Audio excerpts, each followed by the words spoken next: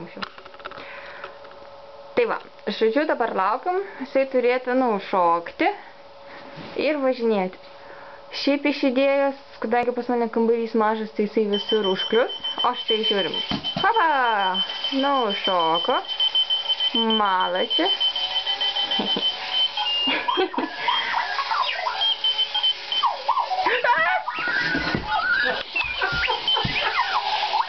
Gerai, čia nereikėjo tai.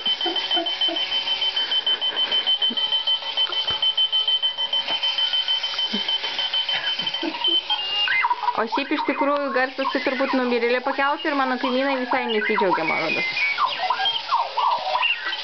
Ir jisai taip skamba pusę minutės, o tai yra važinėjo pusę minutės ir skamba, o paskui tik tai skamba. Toks jauksėjimas gaunasi. Na. Ūt. Gal meluoju, gal minutę jis vis tik važinėjo. Ir tu tokią norėtum, ar ne? Kiau. Viskas, dabar jau tik tai skambės.